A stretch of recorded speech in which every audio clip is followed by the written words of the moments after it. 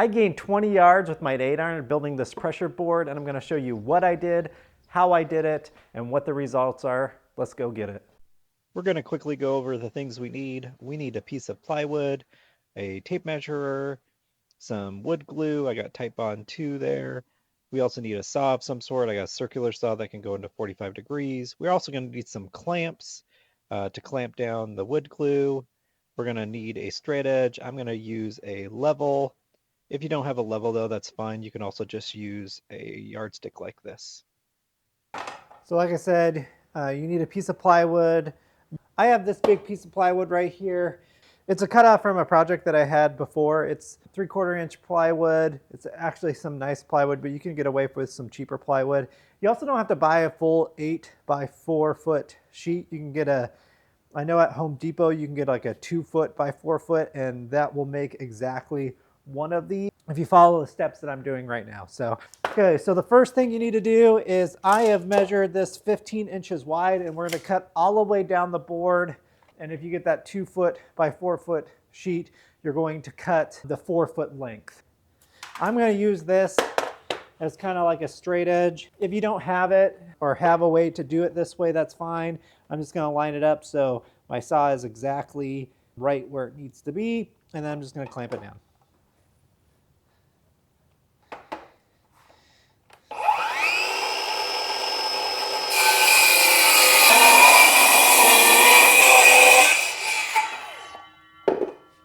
So I would make sure you cut that width first, because we're going to use these pieces, and now we know that it's exactly the same width on this side as on this side. Now we're going to cut the length of our balance board, and we're doing it at 27 inches. You can make it a little bit wider if you want, if you're a little bit taller than I am, but I'm going to stick with 27 inches. I'm just going to use my speed square to help me cut a straight or a straight-ish.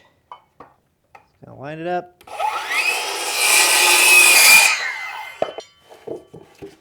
And this is the start of our balance board.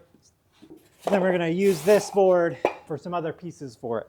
I'm gonna move my saw into 45 degrees. And the reason why I'm doing this is because it'll be a little bit more comfortable for my feet if I move it to this 45 degrees. If your saw can't do this, or you're not comfortable or don't have the ability to do this, you don't have to do this portion of it. But what we're going to do is we're going to cut a 45-degree angle, and it's going to be 3 inches wide on the longest section. And after I cut it, I'll tell you what that means.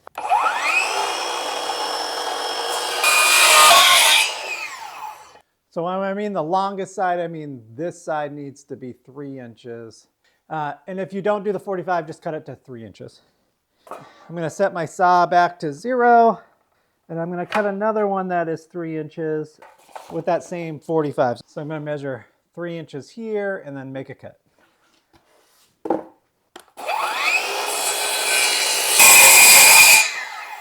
Two of these. And the last thing we're going to do is cut a 1 inch wide board. So again, another straight cut, but only 1 inch wide. All right, we'll go 1.5 inches. So 1.5 inches wide.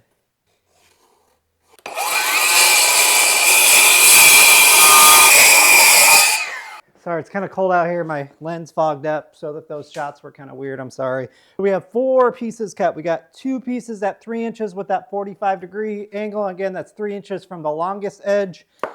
We also have 1.5 inch cut piece, and then we have one that is 27 inches. All of them are 15 inches wide.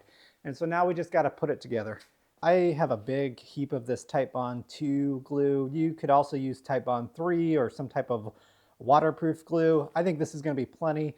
You could also use screws, but I'm not going to use screws. I don't think they're necessary. Glue is plenty strong to keep this all together. I also have something heavy. I have a 25-pound weight to clamp it together while it dries for about an hour, and then let's put this together. First thing I'm going to do is put these side edges pieces together, and I'm just going to put them on the edges. I'm going to hold them there, and then I'm going to flip it over, and then I'm going to put this on and then put the clamp on. So let's first do these sides. It's going to put a healthy amount of glue on there. So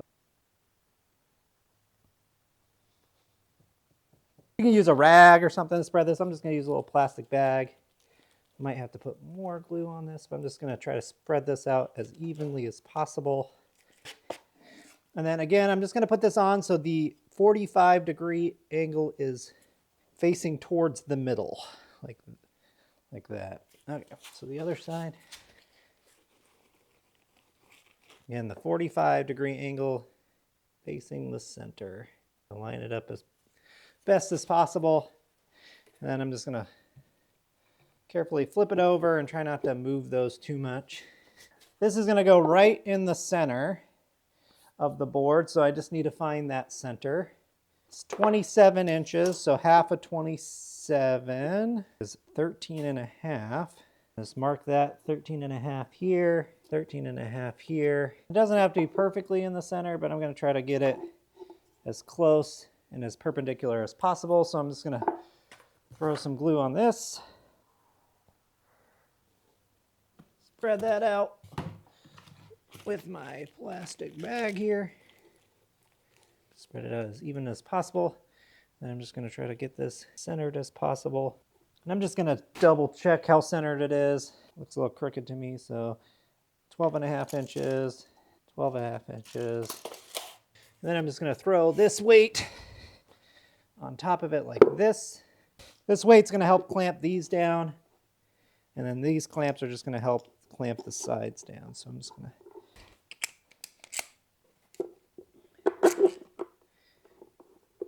now we just gotta wait for it to dry. Again, sorry for the lens fogging up in that last shot. It was really cold in the shop and it just kept on fogging up, and it was a battle I was fighting the whole time. I am also learning that I have to turn on my mic for it to work, so that's why this is a voiceover. But now we're going to start putting on some grip. I'm using these drawer liners. They're made out of foam. I had them in my shop. They're made for putting in drawers. But we're going to kind of form these to the board itself. We're going to attach it by using some spray adhesive. I put a liberal coat on the foam piece, a liberal coat on the board, and then I just kind of waited about 30 seconds, and then I started attaching it.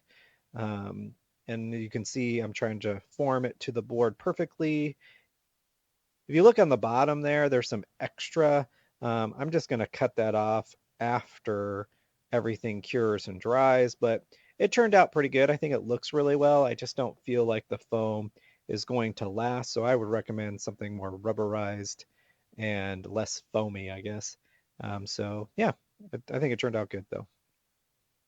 So it's the next day and I had to let everything dry. The wood glue took forever to dry. It's really cold here in Washington State and it's in my garage. The spray adhesive took forever to dry. I know that everything's completely cured and I'm ready to use this thing. Before we get started using this though, I want to know if this is going to make a big difference. So I have to do a before. So I'm going to hit an 8-iron. We're going to do that with 10 shots and just see what my numbers are now. Then we're going to hop on this. We're going to do the drills. We're going to hit some balls and then do another 10 shots to see if it did anything to my swing. We're going to be using the Garmin R10 to record all of those. It's not the most accurate, but it's going to be accurate enough for me to see if I'm actually hitting it better. All right, so these are my 10 shots with my 8-iron without doing the bounce board. That one felt a little typical.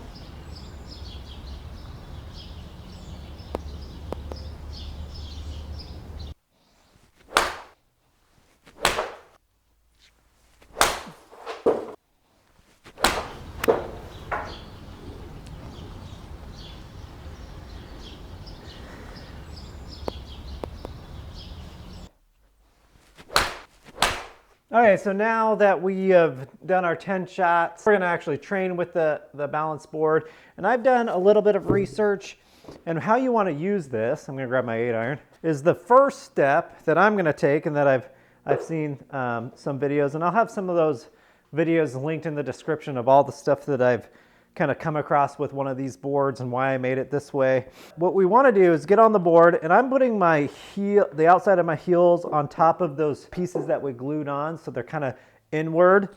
And then I'm going to start with all of my weight on my lead side, and I'm just going to first get up to this side right here My lead arm is parallel to the ground, and without any shifting like this, and this is kind of what I do on my golf swing right now. I shift all of my weight this way, and my whole body is up over here. What you want to do is just by rotating your body, your pressure shifts over to your trail side. So all I'm going to do, and I'm going to probably do this like maybe 100 times, is when I am rotating, I'm going to rotate over, and so I should have my pressure all the way over just by rotating when my club is at the center, and I'm going to stop at lead arm parallel. And like I said, I'm going to just do that a million times. If you watch, my head is trying to keep still. I'm not trying to move, so I'm starting with all my pressure on my lead side, and I'm just going to rotate over, and I'm going to have all of my pressure on that side, and I'm just going to feel like my lead arm is parallel when I do that. It's pretty boring, but this is what it takes to get better. It's the boring stuff, right?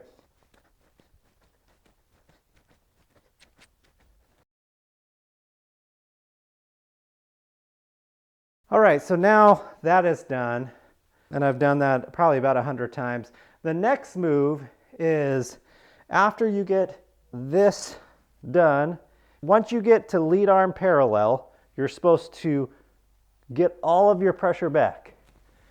And so it's part of your backswing. And so it should kind of look like this. Start on the lead, come here, and then get all your pressure back with your back to the target still. I'm going to do that like 100 times. And so I'm going to start here. I'm going to rotate, pressure back. Start here, rotate, pressure back. I'm just going to do that a million times.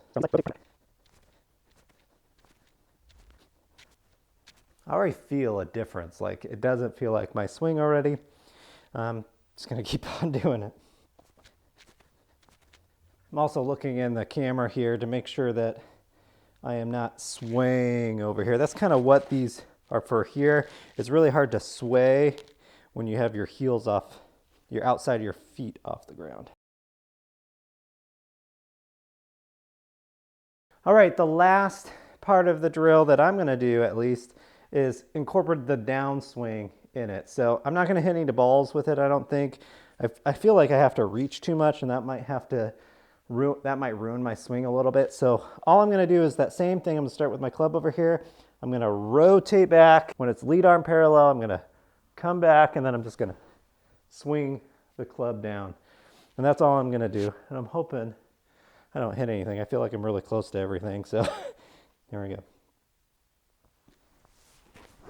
Just like that. That's all I'm doing. I feel like I have like a ton of time up at the top. One of them I felt a little rushed, as in like I didn't quite get all the way down before I started the swing. You really have to worry about getting all the way pressure over before starting the downswing.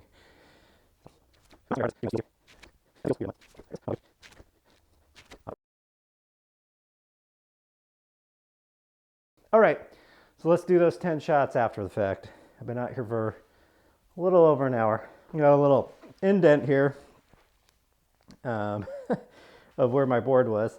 So if you have a turf like I do, this is cheap though.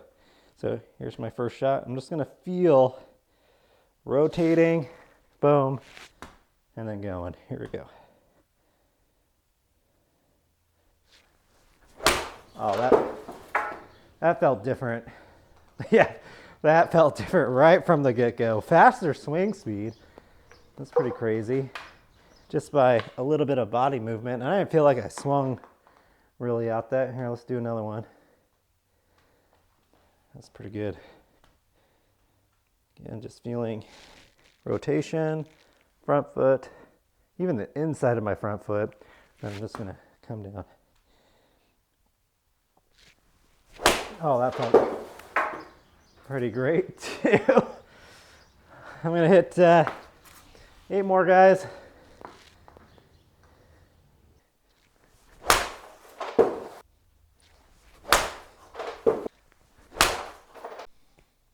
Okay, so we're going to dive into some of the data here, some of my results. But first, I'm going to tell you about the two things that we're going to be talking about. We're going to talk about swing speed and total distance. The reason why I'm picking those two because the pressure board is really for both of those, to use your body a little bit more, to get more speed, to maybe gain more distance.